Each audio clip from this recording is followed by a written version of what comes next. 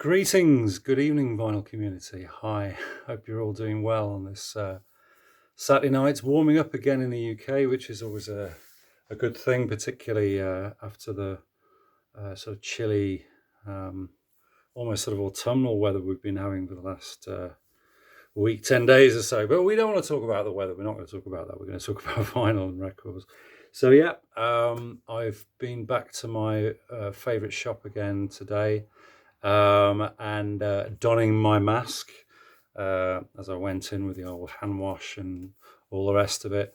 And yeah, had a very nice couple of hours thumbing through records and have found a few gems and a few unknowns, few sort of blind buys, and this is all over the shop. This is 60s, 70s, 80s, all kinds of genres, very eclectic, as is my want. So yeah, we'll go through this, and yeah, let's kick off. So first one is one I wasn't really expecting to get. I'm not a huge fan of this band, but this is a classic, and I do like a couple of the hits off it. This is Disraeli Gears by Cream. 1967, of course, a classic. Everybody knows this. Love the cover. I thought I'd get it as much for the cover as anything else, to be honest with you, because it's just superb. But yeah, I mean, Strange Brews, fabulous. Sunshine of Your Love, Tales of Brave Ulysses. Yeah, everybody knows this, don't they? It's on this Reaction label. I think this is I don't know if it's an original. It's a very, very early stereo pressing, and I was warned that it's not in the best condition, and there are some surface marks on there and so on. But I've sort of put my finger on them, and it doesn't feel like they're going to be major issues. So fingers crossed that it's going to play all right with a deep clean and so on. And yeah, I got it for a very, very good price. So I was pleased for that. Covers a little bit worn on the spine, but the jacket's not bad. And yeah, pleased to finally have a copy of that in the collection. Okay, moving along, another classic, quite a common record. I think a lot of people in the VC show these records. I've got a compilation by them, one or two of their other studio albums, but I never had this one, and this is Moody Blues. I think this is their third album. This is On the Threshold of a Dream from 1969. Yeah. So gatefold. I think this is quite an early pressing. It's got the red mono indicator on the back. Obviously, it's got the blue Deram inner, denoting that it's a stereo copy. And yeah, really, really nice. In very good condition. And it's got this, as you can see there, it's it was this Brenda Sandra Davis, 25th 12th 1970. There you go. I don't know whether that was a birthday or Christmas present, but thank you, Sandra. It's now mine, so I'm very happy to have this now. But yeah, it's got this kind of printed. I've seen copies of this album lots of times, but this has got like an inner kind of booklet with all the lyrics in and so on, which is all stapled in nicely and in good condition, no creases or tears, as you often see with these. But yeah, anyway, so you get the gist. But yeah, lovely, some lovely tracks on this. Lovely to see you. And Never Comes the Day. Have You Heard? It's a really beautiful one of Mike Pinder's as well. yeah, and yeah, I mean, you can't really go wrong with early Moody, early Moody Blues from late '60s and early '70s. So I was pleased to pick that up, and it was reasonably priced as well. So happy days. Okay. Um, Next one's another sort of early '70s rock classic. I think this has been shown quite recently in the VC.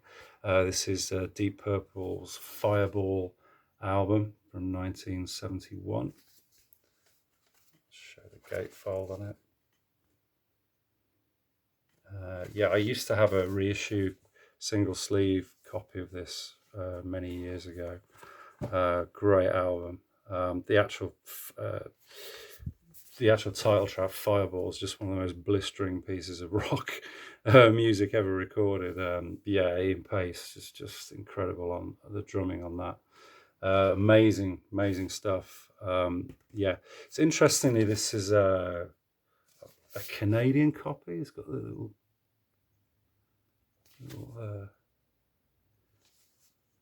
leaf there, maple leaf, and yeah, so it's on this Warner Brothers label. So yeah, but it's a beautiful condition. Really crisp edges. Just looks almost like brand new. Superb.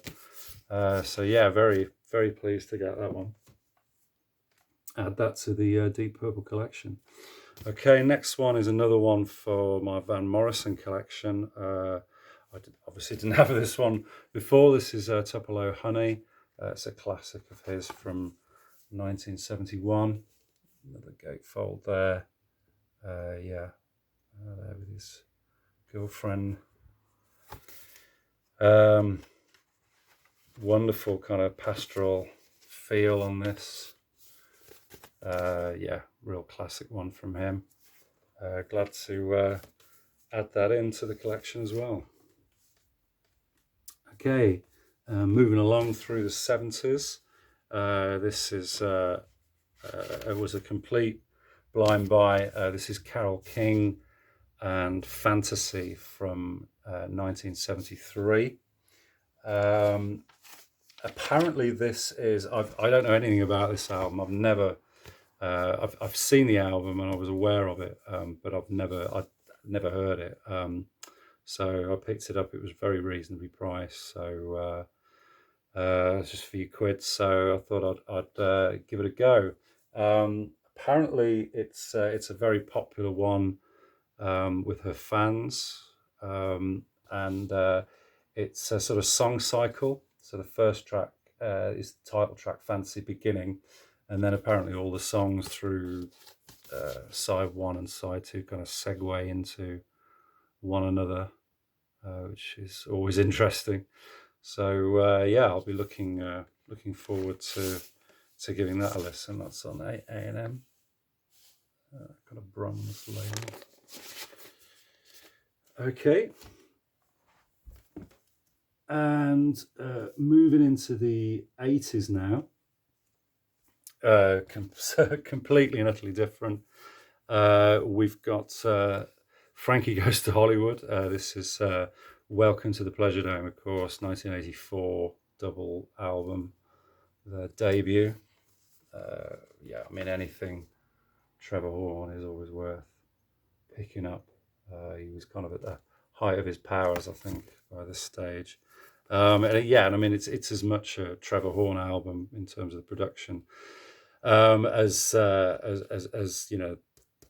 Holly Johnson and the rest of the gang, performing. Really, it's just a masterful recording. The actual title track itself is a great piece of kind of a great audio experience. All the trickery and wizardry of kind of that '80s pop, mid '80s pop. Trevor Horn just mastered it just perfectly. Obviously, you've got singles, Relax, and Two Tribes that were huge. Yeah, I mean, I quite like the covers on this as well as Do You Know the Way to San Jose, and also a pretty good version of Born to Run. I think the Springsteen song, and yeah, so I'd never owned this before. I had the 12 inches and so on back in the day, singles, but I never bought the album. So yeah, glad to add that in. Okay, and then pretty much from the same time, I think this is a year later, 1985. I do like this band. This is Clannad, uh, Irish band. Wonderful, sort of ethereal, sort of dreamy kind of folk rock. Yeah, I've got a couple of their 80s albums. The Legend, which is the uh, the Robin of Sherwood theme from 1984, a Magical Ring, which they did, which got the theme from Harry's Game on. But this is pretty good. I think this was internationally. This was their biggest album internationally. Up to this point, they hadn't really sold that well out. Yeah, so it's on the RCA label. Wonderful beginning track, which is, I'm not sure how you pronounce it, called Caislean Oyer, is it? I'm sure the Irish members of the VC will put me right on that. So my apologies if that's a dreadful pronunciation. That's the inner sleeve there.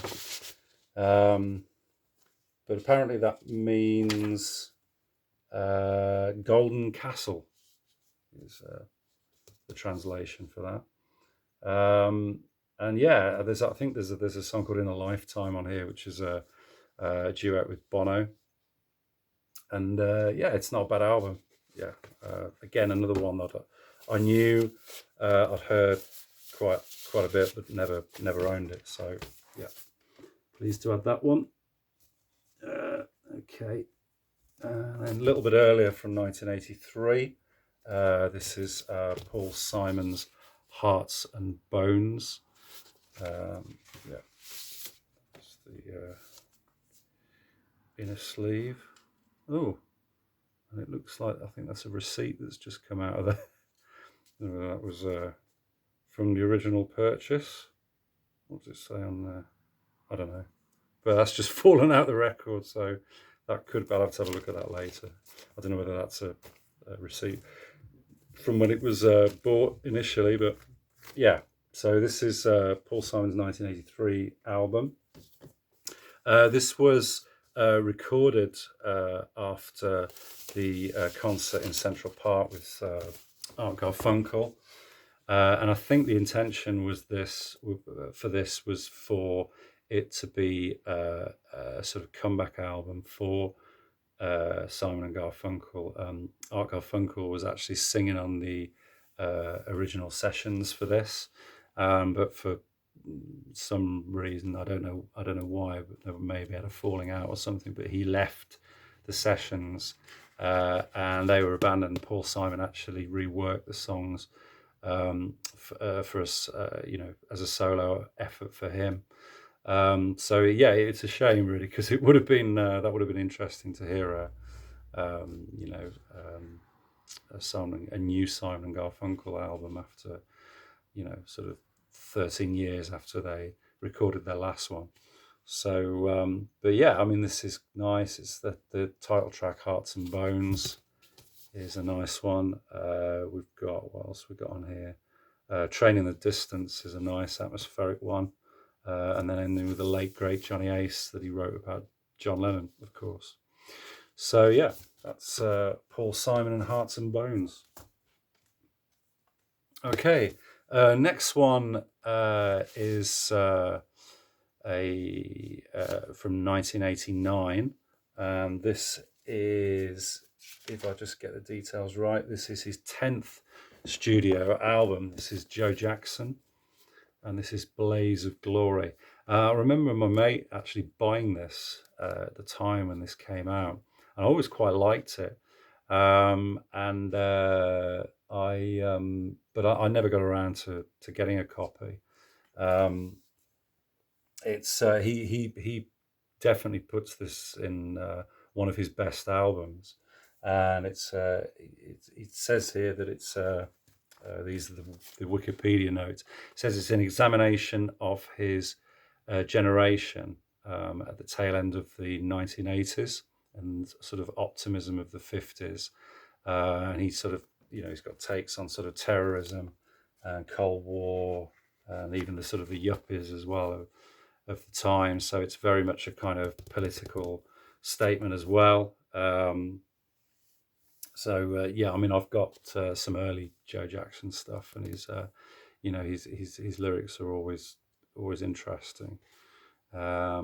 Obviously, great musician. I think there's something like about 20 musicians in his band playing on this, and it's a very long album. It's nearly an hour, so plenty of music to listen to. So yeah, that'll be nice to revisit that one.